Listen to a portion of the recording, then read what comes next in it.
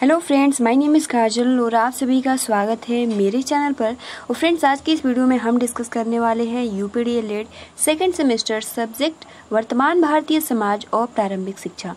ये जो आपका सब्जेक्ट होता है फर्स्ट पेपर होता है और 50 नंबर का होता है, जिसमें से आपको 25 नंबर लाना अनिवार्य होता है।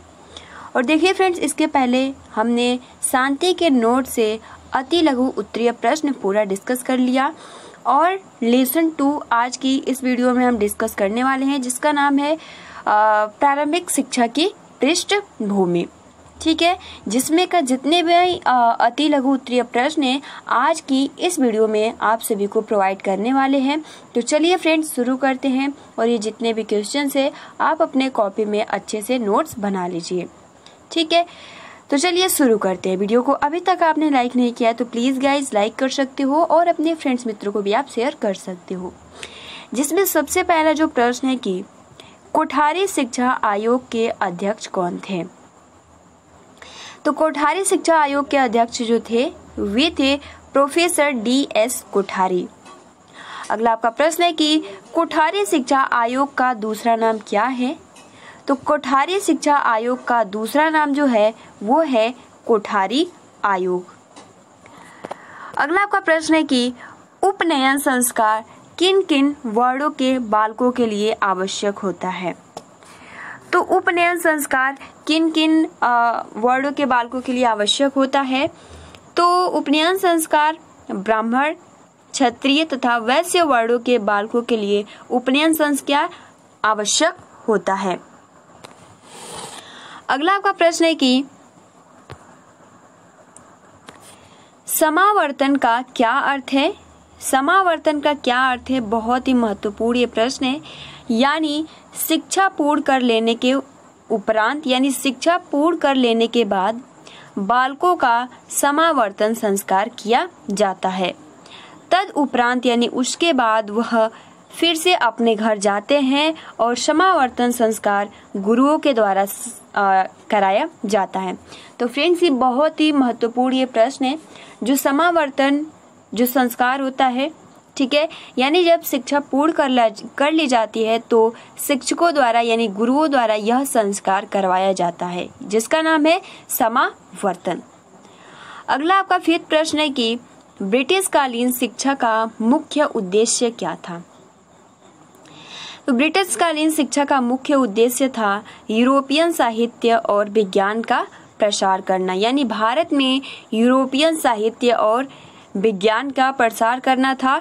ये किसका उद्देश्य था। तो ब्रिटिश कालीन यानी जो ब्रिटिश कालीन की शिक्षा का क्या उद्देश्य था, तो भारत में यूरोपीय और विज्ञान का प्रसार करना। 6 प्रश्न है कि कोठारी शिक्षा आयोग की नियुक्ति कब की गई, जिसको अभी हमने डिस्कस किया कि इसका दूसरा नाम कोठारी आयोग है। तो यहाँ पर ये पूछ रहा है कि कोठारी शिक्षा आयोग की नियुक्ति कब की गई।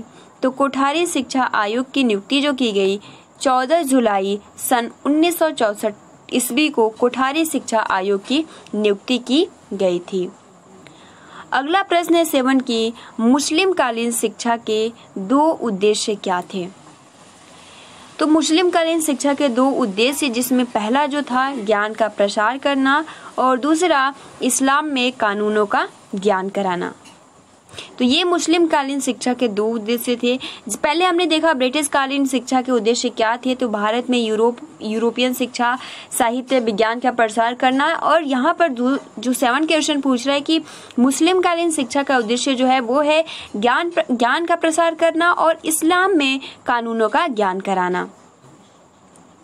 अगला 8 प्रश्न है कि सन 1918 से और 1920 तक कितने प्रांतों में अनिवार्य प्राथमिक शिक्षा अधिनियम पारित किया गया। तो सन 1918 से और 1920 तक 7 प्रांतों में अनिवार्य प्राथमिक शिक्षा अधिनियम पारित कर दिया गया था। अगला प्रश्न है गुरुकुल शिक्षा प्रणाली में किस शिक्षण विधि को अपनाया जाता है। तो गुरुकुल शिक्षा प्रणाली में मौखिक विधि को अपनाया जाता है। ठीक है, आपने देखा भी होगा। अगला जो आपका प्रश्न है कि वैदिक काल में शिक्षा का माध्यम क्या था।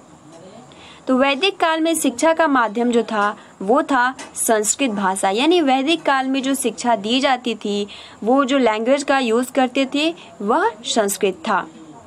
अगला 11 नंबर प्रश्न की मध्यकालीन शिक्षा को किस रूप से जाना जाता है?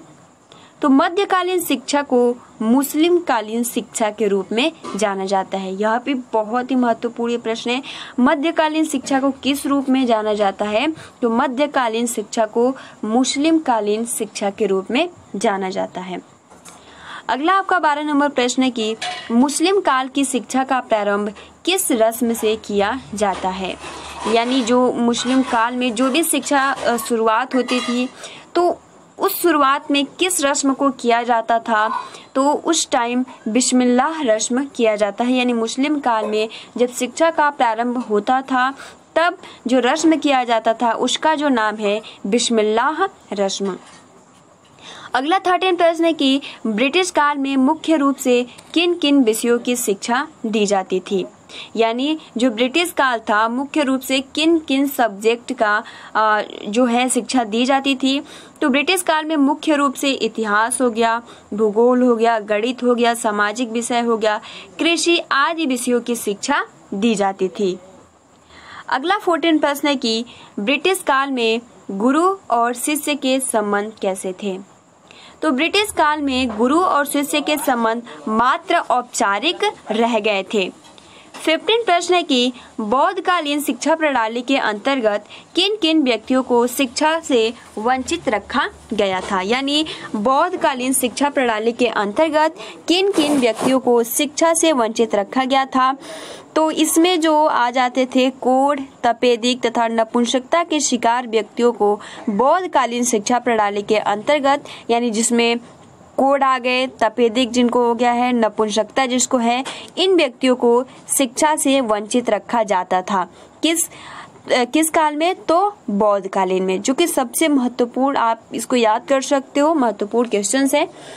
अगला जो आपका प्रश्न है कि 16 की बौद्धकालीन शिक्षा के अंतर्गत मठ में प्रवेश के पहले कौन सा संस्कार होता था? यानी जब बौद्धकालीन जब शिक्षा मतलब शुरुआत होता था, जैसे कि हमने मुस्लिम कालीन में देखा था कि जब शिक्षा शुरू होता था, प्रारंभ होता था, तो बिस्मिल्लाह रस्म कराया जाता था। उसी प्रकार से जब बौद्धकालीन में जब कोई शिष्य मठ में अपना प्रवेश करता था शिक्षा ग्रहण के लिए, तो किस रस्म को या किस संस्कार को किया जाता था? तो बालक द्वारा शिक्षा प्रारंभ करने किए जाने वाले संस्कार को प्रवज्या संस्कार कहते हैं। यानी बौद्धकालीन शिक्षा के अंतर्गत जब मठ में प्रवेश किया जाता था उसके पहले प्रवज्या संस्कार किया जाता था। ठीक है। अगला देखिए 17 प्रश्न है कि बिस्मिल्लाह रस्म क्या है? तो जस्ट अभी हमने डिस्कस किया, यानी बिस्मिल्लाह रस्म क्या है? तो मुसलमानों की शिक्षा बिस्मिल्लाह रस्म के बाद प्रारंभ होती है। जब बालक 4 वर्ष 4 माह 4 दिन की आयु का होता है तब उसे किसी मुल्ला अथवा मौलवी के सामने ले जाया जाता था और बालक संबंधियों के सामने कुरान की कुछ आयतों का पाठ करके अथवा बिस्मिल्लाह का उच्चारण कर अपनी शिक्षा प्रारंभ करता था। धनी तथा संपन्न व्यक्ति मौलवी साहब को अपने घर पर ही बुलवाकर बालकों की बिस्मिल्लाह रस्म अदा कर देते थे। तो इस तरीके से आप सभी को ये क्वेश्चन बहुत ही आसानी के साथ याद हो गया होगा। बिस्मिल्लाह रस्म क्या है? तो मुसलमानों की जब शिक्षा स्टार्ट होती है तो बिस्मिल्लाह रस्म को कराया जाता है। अगला 18 जस्ट हमने डिस्कस किया कि समावर्तन संस्कार कब किया जाता है? तो समावर्तन संस्कार किया जाता है जब शिक्षा पूर्ण हो जाती है तो गुरु द्वारा समावर्तन जो रस्म है, संस्कार है, इसको कराया जाता है। अगला आपका 19 प्रश्न है कि समावर्तन संस्कार किस आयु में किया जाता है? तो जाहिर सी बात है जब उनकी शिक्षा पूर्ण हो जाती है, तो शिक्षा पूर्ण होने की जो आयु है 24 से 25, यानी समावर्तन संस्कार 25 वर्ष की आयु में किया जाता है। यानी समावर्तन संस्कार जो है जब उनकी शिक्षा 25 वर्ष की आयु में पूर्ण हो जाती है तब समावर्तन संस्कार गुरुओं के माध्यम से किया जाता है। अगला 20 प्रश्न है कि प्राचीन काल में किस प्रकार की व्यावसायिक शिक्षा दी जाती थी? यानी जो प्राचीन काल था उस टाइम किस प्रकार की व्यावसायिक शिक्षा दी जाती थी, तो उस टाइम यानी प्राचीन काल में कृषि से रिलेटेड, वाणिज्य तथा औषधि शास्त्र की शिक्षा दी जाती थी। ये व्यवसाय से रिलेटेड है, तो इसलिए प्राचीन काल में कृषि से रिलेटेड, वाणिज्य से रिलेटेड और औषधि शास्त्र की शिक्षा दी जाती थी। अगला 21 प्रश्न है कि वैदिक कालीन किन्हीं दो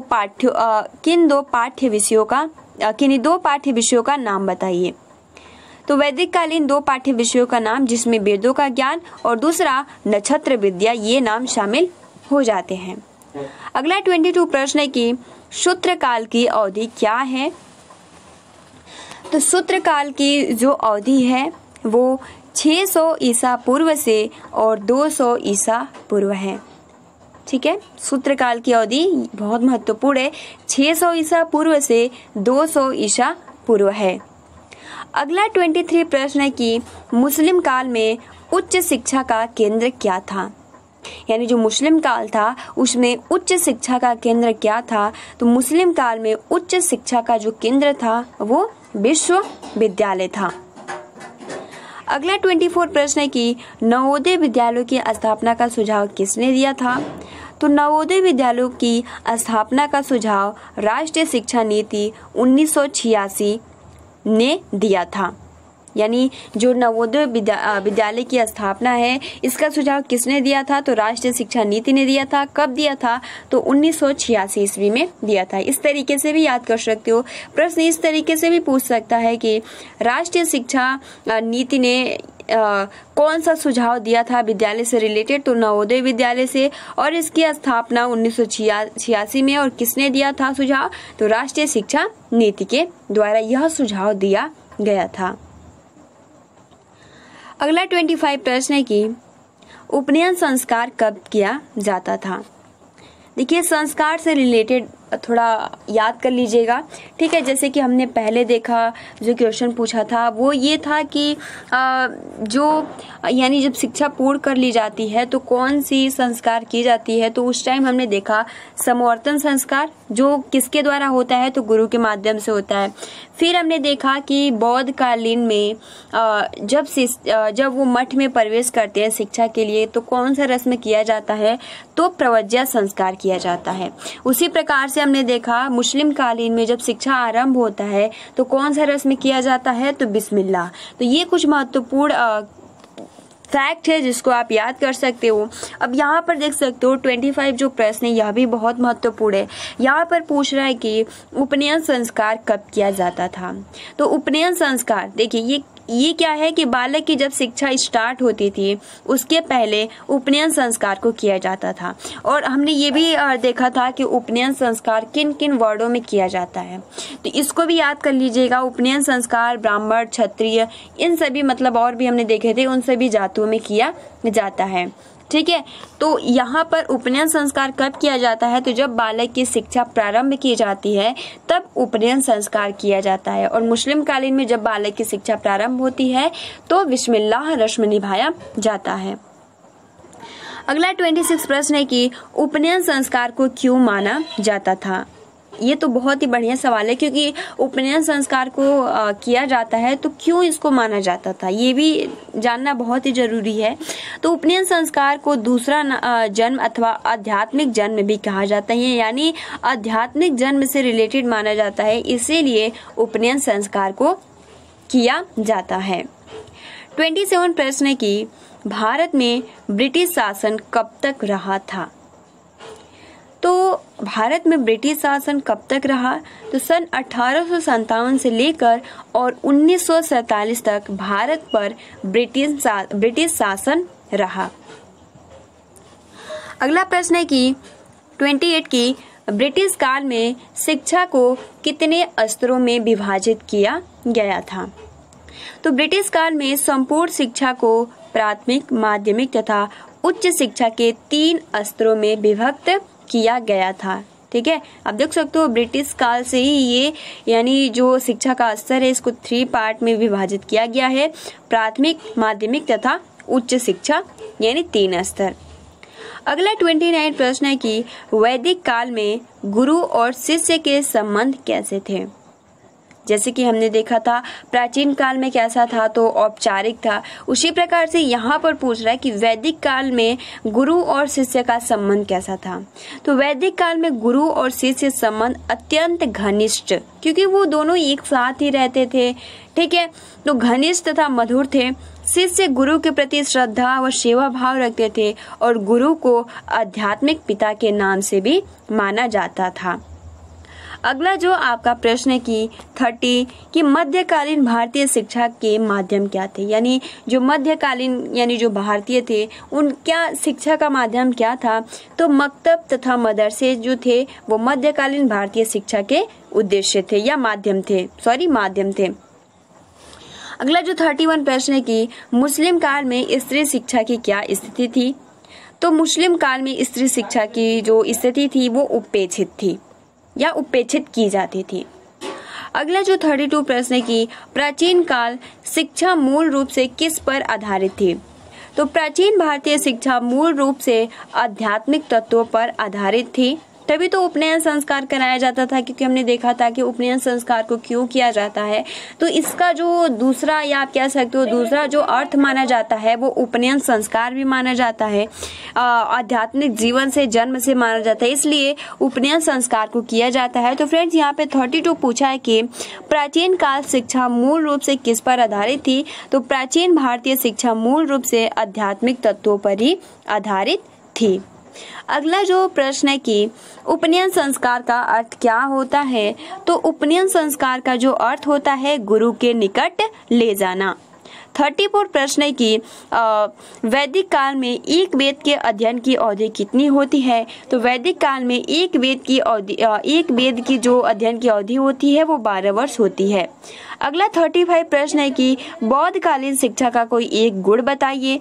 तो प्रत्येक वर्ण के व्यक्ति को शिक्षा प्राप्त करने का अधिकार था। ठीक है, तो फ्रेंड्स आज जो हमने ये वीडियो डिस्कस किया इसमें जितने भी हमने महत्वपूर्ण क्वेश्चन डिस्कस किए ये एग्जाम के पॉइंट ऑफ व्यू से बहुत ही महत्वपूर्ण है। तो आप अपने कॉपी में ये जितने भी अति लघु उत्तरीय हमने शांति के नोट से डिस्कस किया आप अपने कॉपी में अच्छे से नोट्स बना लीजिएगा। ठीक है, तो फ्रेंड्स आज के लिए इतना ही। वीडियो को अभी तक आपने लाइक नहीं किया है तो प्लीज गाइज लाइक कर सकते हो और आप अपने फ्रेंड्स मित्रों को भी शेयर कर सकते हो। ठीक है, मिलते हैं 10 बजे वाली क्लास में। Thanks for watching, take care and best of luck.